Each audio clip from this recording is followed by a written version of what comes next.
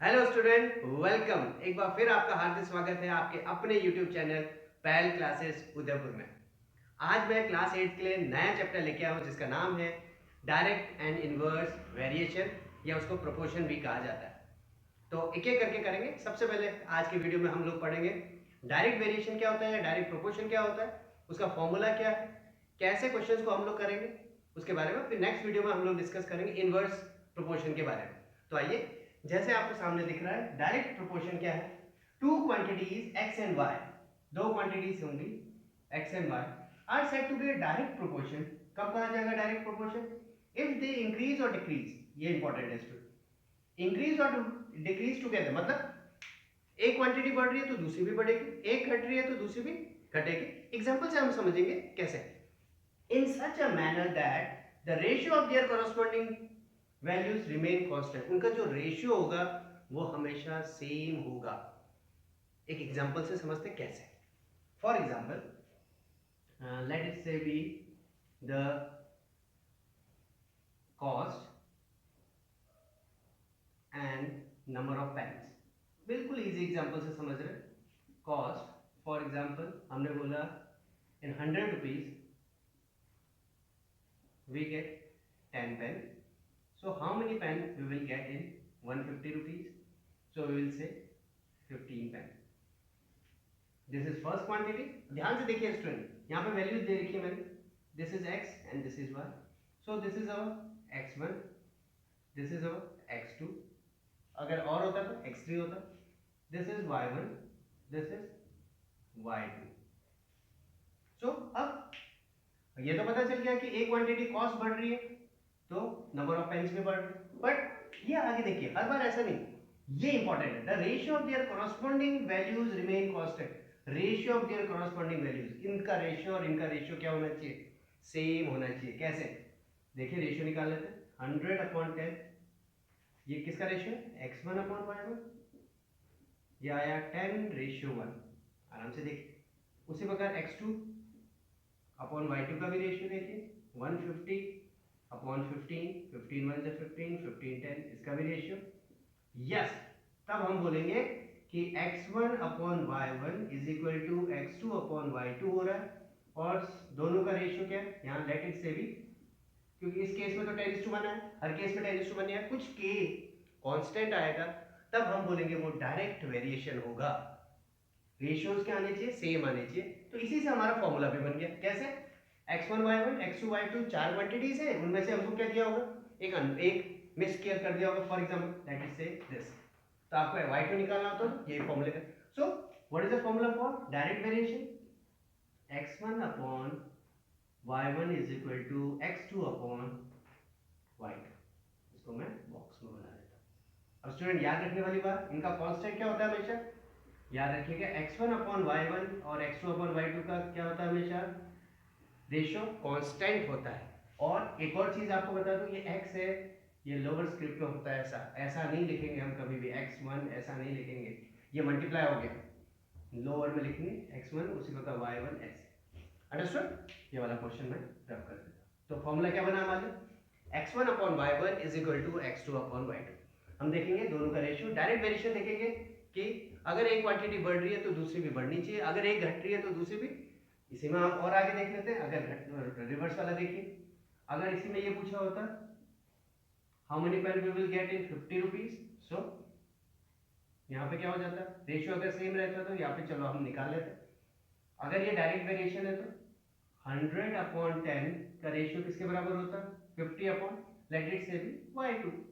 कुछ भी value put कर लीजिए, क्रॉस मल्टीप्लाई कर लीजिए या काट लीजिए। 10 into y2 is equal to 50, y2 is equal to 50 upon 10, y2 is equal to 5।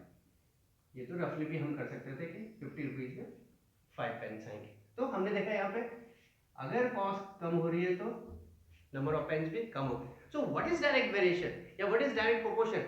एक क्वांटिटी अगर इंक्रीज हो रही है तो करस्पॉन्डिंगली दूसरी क्वांटिटीज भी उसी रेशियो में इंक्रीज होगी, अगर एक घट रही है तो दूसरी भी डिक्रीज होगी। इसी को कहते हैं डायरेक्ट वेरिएशन। सिंपल सा क्वेश्चन आएगा आपका, आपको बॉक्स बनाना है, क्वांटिटीज लिखनी है, वैल्यूज लिखनी है, और फॉर्मूला कौन सा है? x1 upon y1 is equal to x2 upon y2। आइए स्टार्ट करते हैं एक्सरसाइज। आइए स्टूडेंट, और क्लियर कॉन्सेप्ट करते हैं डायरेक्ट प्रोपोर्शन का क्वेश्चन से। एक्सरसाइज 13.1 का फर्स्ट क्वेश्चन आपको दे रखा है पार्किंग टाइम और दे रखा है पार्किंग चार्जेस रेलवे स्टेशन के बाहर। अगर आप 4 आवर तक गाड़ी खड़ी करते हो तो ₹60 देने होंगे, 8 आवर्स तक 100, 12 आवर्स तक 140, 24 आवर्स तक 180। पूछा आपसे कि parking charge this charge are in direct proportion with parking time, क्या ये डायरेक्ट प्रोपोर्शन में? तो देखिए स्टूडेंट, हमने अभी देखा आंसर देख लेते हैं कि हमने बोला कि कैसे पता चलेगा डायरेक्ट, उनका जो रेशियो होना चाहिए वो क्या होना चाहिए, सेम। तो पार्किंग चार्ज कितना है फर्स्ट वाले केस में, 60 अपॉन 4, x1 अपॉन y1 ले लीजिए, कैंसिल कर लीजिए, 14, 15 upon 1। So what is the ratio? First वाले में रेशियो आया 15:1। आइए सेकंड वाले में देख लेते हैं, x2 अपॉन y2 कितना आएगा, 100 अपॉन 8, कैंसिल आउट कर लेते हैं, 4 2 8 25, यहाँ पे स्टूडेंट 25:2 आ रहा है। देखिए एक में रेशियो आ रहा है 15:1, एक में रेशियो आ रहा है 25:2। आगे अगर आपको और करना है तो वैसे पता चल चुका है हमको कि डायरेक्ट वेरिएशन नहीं है, फिर भी और देख लेते हैं, 140 अपॉन 12, 4 3 12, 4 3 12, 4 5 20, 35:3। तो हम ये देख रहे हैं कि x1 upon y1 is not equal to x2 upon y2। So student क्या ये डायरेक्ट वेरिएशन है? No, no it is not a direct proportion, ये डायरेक्ट प्रोपोर्शन नहीं है। अंडरस्टूड? तो डायरेक्ट प्रोपोर्शन में क्या है, रेशियोज क्या होने चाहिए, सेम सेम होने चाहिए। क्लियर? नेक्स्ट क्वेश्चन करते हैं नंबर 2 और रिवाइज करते जाइए फॉर्मूले को। डायरेक्ट वेरिएशन का फॉर्मूला क्या है, x1 upon y1 is equal to x2 upon y2। आइए स्टार्ट करते हैं। क्वेश्चन बोला गया है आपको कि the part of the red pigment, किसी पेंट को बनाने के लिए रेड पिगमेंट चाहिए आपको 1, तो उसी का जो बेस होता है, बेस का पार्ट चाहिए आपको 8। तो अगर ये रेशियो सेम है, आपको बताना है कि अगर 4 पार्ट रेड पिगमेंट के होंगे तो उसमें बेस कितना होगा, 7 पार्ट होंगे तो कितना, 12 पार्ट होंगे तो कितना, 20 पार्ट होंगे तो कितना। तो हमको साफ दिख रहा है कि डायरेक्ट वेरिएशन, एक चीज बढ़ी तो दूसरा बेस को भी क्या करना होगा, बढ़ाना होगा। तो स्टूडेंट हम एक एक करके करेंगे। कैसे? पहले रेड पिगमेंट को हम मान लेते हैं x, इसको मान लेते हैं y। तो आप यहाँ पे पेंसिल से बिल्कुल धीरे से लिख सकते हैं, this is x1, this is x2, this is y1, this is y2। So हम क्या लिखेंगे, it is a direct proportion लिख सकते हैं या वेरिएशन लिख सकते हैं। It is direct proportion, formula लिख लीजिए, x1 upon y1 is equal to x2 upon y2। Student इसके मार्क्स हैं आपको मिलेंगे। सो वैल्यू पुट कीजिए, 1 upon 8 is equal to 4 upon y2, cross multiply, y2 is equal to 8 into 4, y2 is equal to 32 part. So y2 की जगह कितना आ गया आपका, 32। एक और तरीका भी स्टूडेंट देखिए, 1 में कितना मल्टीप्लाई, 4, तो 8 में भी कितना मल्टीप्लाई, 8 4 32।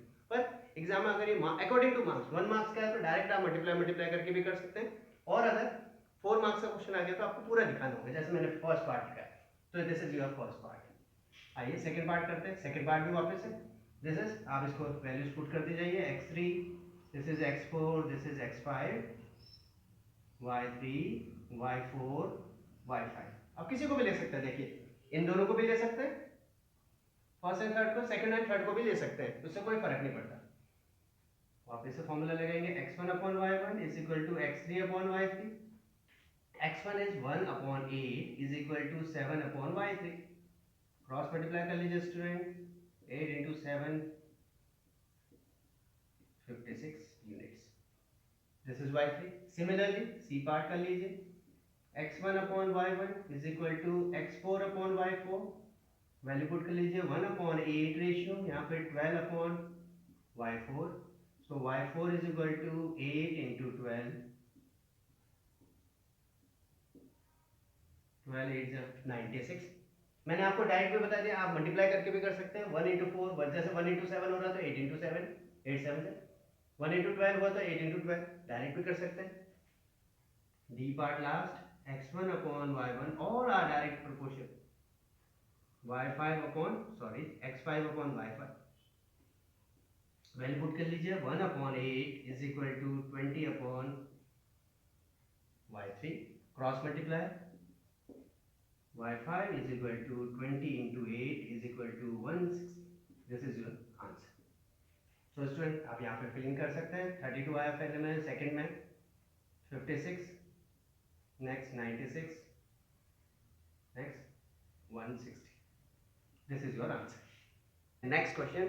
तो देखिए क्वेश्चन अब आपको बॉक्सेस बना के देंगे नहीं, आपको खुद को क्या करना होगा, क्रिएट करना होगा. कैसे? क्वेश्चन पढ़िए. इन क्वेश्चन नंबर 2 जैसे क्वेश्चन नंबर 2 में था रेड पिगमेंट वाला, वैसे one part of red pigment required. पढ़िए आराम से. वन पार्ट रेड पिगमेंट का क्या रिक्वायर्ड हो रहा है? 75 ml of base. First sentence जैसे पढ़ा आपने, आपको दो चीजें पता चल गई. पहला क्या? Part of red pigment, part of red pigment, एक तो ये पता चल गया, और सेकंड आपको पता चल गया बेस किसमें? मिलीलीटर्स में. तो स्टूडेंट इसका हम क्या कर लेंगे? बॉक्स बना लेंगे और डेटा इसके अंदर लिखेंगे. ऐसे आपको एग्जाम में भी बनाना है.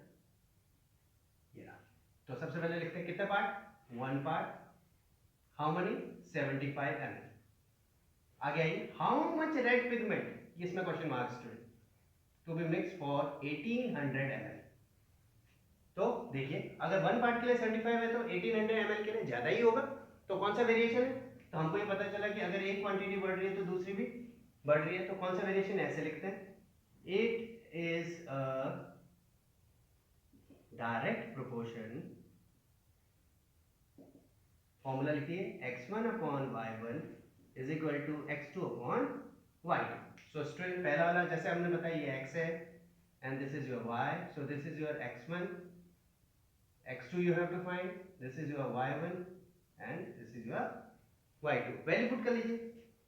x1 1/75 is equal to x2/1800. so student solve कर लेते हैं. Cross multiply 75x2 is equal to 1800 into 1. x2 is equal to 1800 into 1, 1800/75. Cancelling करना, 5 5 1 5, 5 5 25, 5 3 15, 5 6 30, 15 1 15, 15 2 30, 6 0 15 4. So what is x2? How many parts? 24 parts of red pigments. बस हो गया. 24 part of red pigment is required for a base of 1800 milliliters. इतना सा easy question है और board में आपके राजस्थान बोर्ड में पक्का पूछा जाता है, या दूसरे किसी भी बोर्ड एग्जाम में या किसी भी नॉर्मल स्कूल्स के एग्जाम में भी ये क्वेश्चन पूछा जाता है. आगे आइए, सेम क्वेश्चन. नेक्स्ट सॉल्यूशन देखते हैं. फटाफट से आपको क्या करना है, दो क्वांटिटी ढूंढनी है. देखिए, a machine in a soft drink factory fills 840 bottles in 6 hour. तो क्या क्वांटिटी मिली आपको? एक तो बॉटल्स और एक टाइम. यस, तो नंबर ऑफ बॉटल्स और दूसरा है टाइम टू फिल करने में कितना टाइम लग रहा है. लीजिए बॉक्स बना लेते हैं फटाफट से. जैसे ही आपको पता चल जाए दो क्वांटिटी, आपको बॉक्स बना. कितना? 840 बॉटल्स. कितने टाइम? 6 आवर्स में. टाइम टू फिल आर लिख देते हैं यहाँ पे 6 आवर्स. आगे सेकेंड क्वांटिटी है. अब एक अननोन होगा, हाउ मेनी बॉटल्स. देखिए क्वेश्चन मार्क इन 5 आवर्स. अब देखिए स्टूडेंट, एक मशीन है, अगर 6 आवर में 840 बॉटल्स भरती है तो 5 आवर्स में कम ही भरेगी. अगर एक वैल्यू, एक क्वांटिटी कम हो रही है तो दूसरी भी क्या हो रही है? कम. तो हम क्या बोलेंगे? अगर ये डिक्रीज हुआ तो ये भी क्या होगा? डिक्रीज ही होगा. तो कौन सा वेरिएशन है? Yes, it is a direct variation. ये भी डायरेक्ट वेरिएशन है. फॉर्मूला लिख देंगे इसके बाद, x1/y1 is equal to x2/y2. this is your x, this is your y. शुरू में हम इसलिए लिख रहे हैं ताकि आपको कंफ्यूजन ना हो, आप क्लियर लिख लें. एग्जाम में भी आप लिख सकते हैं, पेंसिल से लिख लीजिए. वैल्यू पुट कर लीजिए. x1 840/6 is equal to x2 आपको फाइंड आउट करना है, is equal to, अगला cross multiply 6 into x2 is equal to 840 into 5. So student x2 is equal to 840 into 5 upon 6. Cancel कर लीजिए, 6 1 जा 6, 6 1 जा 6, 2 6 4 जा 20, 140 into 5 is equal to 700 bottles. So x2 is equal to 700 bottles. तो 5 our में कितने bottle भरेगा? 700 bottles. This machine will fill in 5 hours. तो देखना है, बिल्कुल इजी क्वेश्चन है, सिंपल सा। आपको एक बॉक्स बनाना है, डेटा एंट्री करना है और आपको ये पता करना है कि डायरेक्ट है या क्या है। आगे बढ़ते हैं। आइए स्टूडेंट स्टार्ट करते हैं। बहुत ही अच्छा क्वेश्चन है, क्वेश्चन नंबर 5। देखिए क्या लिखा हुआ है। A photograph of bacteria. आप लोगों को बुक होगी, बुक के राइट हैंड साइड पे आपको एक फोटोग्राफ दिया होगा बैक्टीरिया का। क्या बोला? 50,000 टाइम्स एनलार्ज किया उसको। अब स्टूडेंट एनलार्ज, आपने मोबाइल आप लोग यूज कर ही रहे, मोबाइल में हम जूमिंग वाला ऐप, कभी मोबाइल के कैमरे में जूम करके हमने फोटो लिया हो तो आप उसमें देखिएगा 1x 2x 3x 4x 5x 10x तक जूमिंग आपने देखा हो। तो 10x का मतलब कि जो आपकी फोटो 10 टाइम्स लार्जर हो गई। तो यहाँ पे क्या हुआ? 50,000 टाइम्स लार्ज किया, तो एक क्वांटिटी हमको मिली एनलार्ज, और दूसरी उसकी लेंथ कितनी आ गई फिर 5 सेंटीमीटर। तो हमारे पास दो क्वांटिटीज हैं, पहले उनके बारे में लिख लेंगे। एक है एनलार्ज, कितना एनलार्ज किया वो एनलार्ज टाइम्स, और दूसरा है हमारे पास लेंथ, अटेन लेंथ, कितनी लेंथ उसने अटेन की। तो लिख लेते हैं, बॉक्स बना लेते हैं इसका पूरा प्रॉपर। देखिए फर्स्ट, पहले वाली क्वांटिटी आपकी x है, सेकंड वाली क्वांटिटी आपकी y। तो कितना टाइम? 50,000 टाइम्स। चलिए, तो कितनी लेंथ आ गई उसकी? 5 सेंटीमीटर लंबा हो गया वो बैक्टीरिया। इतना आपको देखना है। क्वेश्चन पढ़िए आराम से। Find the actual length of the bacteria की एक्चुअल लेंथ बनानी। स्टूडेंट अब ये क्वेश्चन बहुत अच्छा हो जाता है। एक्चुअल लेंथ मतलब, अब कभी कैमरे से हमारी एक्चुअल लेंथ अगर हमको फोटो क्लिक करना है तो कितना जूमिंग होना चाहिए? सोचिए, 2x 3x 4x 5x या कितना? यस, 1x होना चाहिए। कितना होना चाहिए? 1 टाइम, बिल्कुल नॉर्मल कैमरे में जिसमें हमने कोई जूमिंग नहीं किया, वो हमारी एक्चुअल लेंथ है। इसका मतलब एनलार्जमेंट टाइम कितना होना चाहिए? 1 होना चाहिए। तब हमारी क्या आ जाएगी? एक्चुअल लेंथ आ जाएगी। Yes, this is your x1, this is your x2, this is your y1, this is your y2। तो देखिए, अगर टाइम्स बड़ा है, एनलार्जमेंट टाइम कम हुआ है, तो एक्चुअल लेंथ भी क्या होगी? कम हो जाएगी। कौन सा वेरिएशन है? Yes, it is direct proportion है। डायरेक्ट प्रोपोर्शन में formula x1 upon y1 is equal to x2 upon y2। तो स्टूडेंट याद रखने वाली बात यहाँ पे ये है कि कितना टाइम एनलार्ज होना चाहिए? 1 टाइम एनलार्ज होना चाहिए, तब उसकी एक्चुअल लेंथ आ जाती है। x1 is 50,000 upon 5 is equal to 1 upon y2, cross multiply 50,000 into y2 is equal to 1 into 5. So y2 is equal to 5 upon 50,000. Cancel करेंगे हम, कितना आएगा? 10,000 आएगा। So y2 is equal to 1 upon 10,000. आप यहीं पे भी आंसर लिख सकते हैं, बट स्टैंडर्ड फॉर्म हम लोगों ने पढ़ा एक्सपोनेंट पावर में। यहाँ पे कितना student? 1 upon 10 raise to power 4 है। इसी को ऊपर लिखेंगे 10 raise to power minus 4 centimetre. This is your actual length of that bacteria 10 to the power minus 4 centimeter। 1 2 3 4 10 to the power। Student याद रखने वाली बात वही, वापस से 1 टाइम एनलार्ज करें। इसी में एक और क्वेश्चन है स्टूडेंट, देखिए, if the photograph is enlarge, आगे और बढ़ा लेते हैं, इन एरोस को हटा देता हूं। कितना एनलार्ज किया इस बार? अब 20,000 एनलार्ज किया। तो बताना एक्चुअल साइज कितनी होगी, तब वो कितना एनलार्ज करेगा। अब इसको आप x3 y3 ले सकते हैं। अब आप इन दोनों का यूज कर सकते हैं, इन दोनों का भी यूज कर सकते हैं, क्योंकि ये भी वापस से क्या है? डायरेक्ट वेरिएशन है। तो क्या यूज करेंगे? It is a direct variation. Second part है इसका, डायरेक्ट वेरिएशन लिख सकते हैं या डायरेक्ट प्रोपोर्शन लिख सकते हैं। x1 upon y1 is equal to x3 upon y3।